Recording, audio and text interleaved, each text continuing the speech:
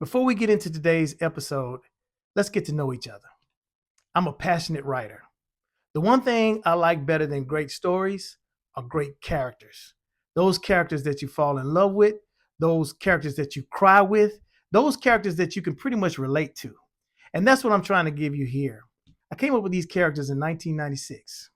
And these characters have been a hobby of mine, and I love to write about them and write stories. Characters like Rhea.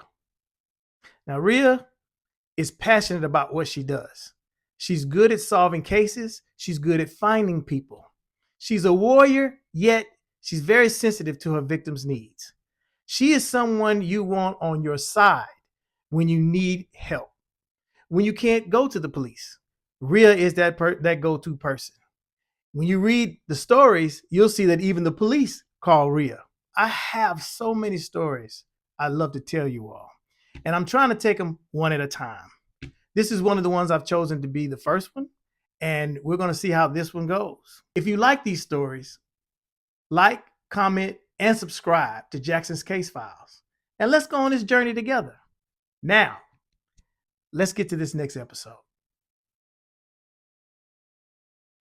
In addition to the 3 murdered pastors, the victim found in Detective Boone's living room has been identified. But with all of that, none of the evidence is pointing towards Detective Boone, which is causing Rhea Voss to accept the fact that her killer is still walking the streets. I'm Billy Jackson. After 26 years in law enforcement, this is Jackson's Case Files, where experience meets fiction. It's a rainy day in the city. The water from the rain is tapping on the window of the office that Rhea Voss is standing in. We find her standing in the middle of the room looking at the wall. On the wall is taped photographs of the deceased pastors, photographs of the crime scenes where the pastors were found, timelines, and maps. Rhea is trying to find something that connects the pastors that would attract the killer. As she looks, she finally sees something. She races over to the table where the evidence is and where her notes are. She finds police reports from the different crime scenes along with her notes. Rhea realizes that each church connected to an outreach program, the same outreach program. Rhea checks her notes and she checks online to find the company that's sponsoring this outreach program. When she can't find one, she knows that this outreach program reaches out to those victims in domestic violence. So now she needs a little help. So she reaches out to Bubba. Now, usually when she hires Bubba for a job, she gets Bubba a burner phone so she can always be in touch with him. She gets in touch with him, gets in her car, and drives to meet him. Rhea meets Bubba at a park, just down the street from one of the deceased pastor's church, Pastor Purdy. When Bubba meets her, he walks up to her and says, "You know, you were right about this. This church and the other 2 churches are all involved in the same outreach program. Members of the community, friends of mine that I know, said that they have family members that this community center has helped out." Rhea says, "I got to take a look at the information. I got to look at the files. I got to look at the paperwork, but they're not going to let me do it without a warrant." Bubba said, "I got you covered. First of all, you're not a police officer, so you don't need a warrant. Number 2, he pulls out a piece of paper and hands it to her. There's a minister in there named Kyle. Kyle's going to help you out. I told him everything that you're doing, and you're trying to find out what happened to Pastor Purdy. He's waiting for you." Rhea thanks him and heads to the church. When she gets to the church, Kyle meets her, and he walks her through the church, giving her a little history of what the church is about, the members.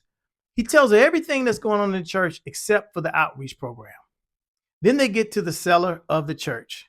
He unlocks the door, and a moldy smell comes out. He clicks the light on, and it's a room full of file boxes and a few metal file cabinets. Rhea just puts it out there, and she says, "Well, I'm looking for the files for your outreach program for your victims of domestic violence." Kyle kind of turns around and looks to make sure that they were alone, and then he says, "They're right at the end there." She walks down, she passes boxes, dust.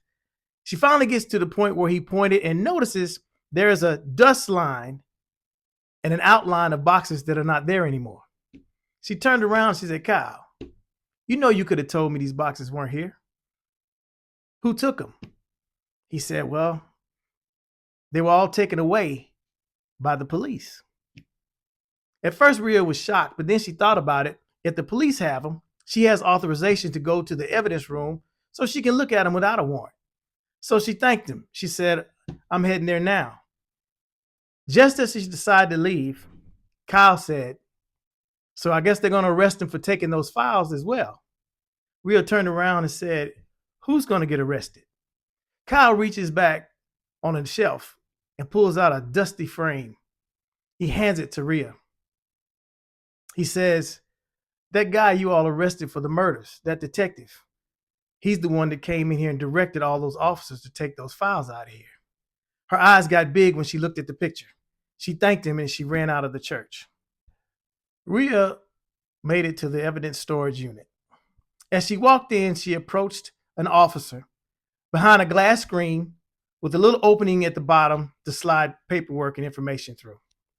Officer looked like he'd been on for a while, and it was one of the most relaxed jobs that he could have before his retirement.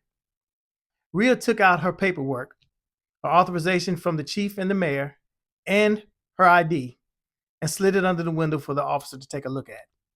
She says, "I need evidence that was taken from a church at 113 26th Avenue North. You should have it in your system."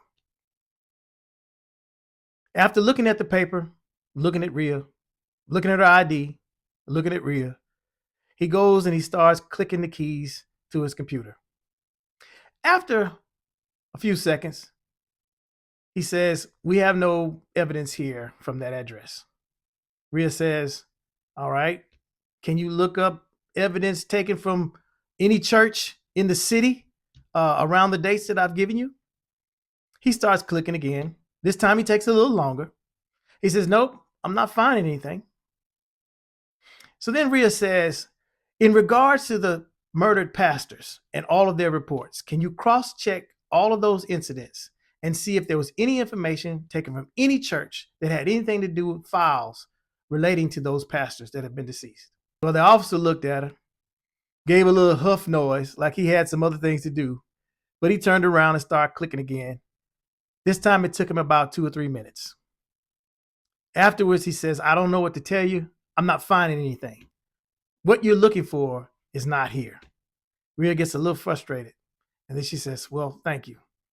Disappointed, Rhea grabs all of her things, turns around, and she walks out of the evidence storage unit. She made a phone call. She wanted to make sure that Detective Patrick Boone was taken out of holding and put in an interview room so she could talk to him. And she raced to the detention center. Patrick Boone is seated in the interrogation room. Rhea walks in. The first thing she does is places the framed picture in front of Boone, and she backs away from the table. Boone looks at it and he gasps. Rhea says, "You two look a little chummy in that picture, you and Reverend Purdy. The only thing missing from that picture is a couple of fishing poles." Boone looks at the picture and he wonders, "I thought we got this." Rhea said, "You want to explain to me about what's going on?" Boone looks up to her and says, "Where did you get this?" Rhea says, "Explain it to me." Boone looks at the picture and then he said, "This is me, Reverend Purdy. We're at a picnic at his church." Reverend Purdy was a good guy. He was an African American with a community behind him, and they all supported the police department. And I was good with that. I never had a problem with the guy. Then Rhea said, "Is that why you killed him?" Boone looked up and said, "I told you, I didn't kill any preacher." Rhea said, "Well, you told me you didn't know him either. So now I'm supposed to believe that you didn't kill him?" Boone says, "I told you I didn't care if you believe me or not." Rhea walks up to the table, puts her hands on the table, and looks at him dead in the face, and she says, "You need to start caring what I believe. Because like you said earlier, I'm the only one that can help you get out of this mess." Boone looks at her. She backs up off of him. He realizes for the first time Rhea just might think he's innocent of these murders of the pastors. Rhea said, "Now, did you know any of the other pastors?" He said, "No." Then Rhea asked, "Did you know Nathaniel Walker, the man found in your living room?" Boone shook his head. He said, "Rhea, you're getting close. You need to continue doing what you're doing. My advice to you, since you got this picture here, I see you have access to the files. If I were you, I would go check the church files. All your answers are in there.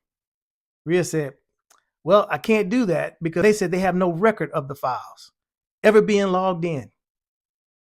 Boone looked shocked. He looked at the pictures and then he looked up at the camera. Rhea said, what's going on, Boone? You're going to have to talk to me. Boone says, Rhea, just keep doing what you're doing. You're getting closer. It's going to be a little harder for you, but I'm sure you can do it. Rhea said, I need answers, Boone. And Boone told her, Rhea, if you keep asking me questions, I'm going to ask for a lawyer. And if I ask for a lawyer, you can't talk to me anymore. What I'd really like for you to do is go out and find me some more questions so I can answer them. Boone leaned over and he yelled for the police officer to come into the room. The officer came in. He says, I'm ready to go back. Rhea looked at him and said, but I'm not finished. Boone said, yes, you are. He walked out of the door and looked at the camera on his way out. Rhea noticed him, kept looking at the camera. When he got outside the door, just out of camera view, Boone stopped, twisted his head for Rhea to come to him closer. Rhea walked over to him, and just above a whisper, he told her, you got to think back on that night you and I had our disagreement. That night I tried to kill you. You got to understand one thing about me. That was my job to kill you that night, but I didn't want to. As dirty as I am, I follow orders. Now you really need to go to find those files because I don't know how much longer I got here. And he turns around, looks at the officer, and they walk away. Rhea's mind is going everywhere. She's trying to figure out what Boone said. Then it came to her all of a sudden. She asked the escort to take her to the administration office. She runs to the office, and when she gets there, she makes a request to have Boone taken to a safe place. Is Patrick Boone's life in danger? If it is it because he's a police officer that murdered pastors? Or is it because he's trying to cover up from somebody that's giving him orders? Join us next episode when Rhea has to face the ghost of her past and revisit the relationship between her and Boone and that tragic day that made her resign from the police department. This is Jackson's Case Files, where experience meets fiction.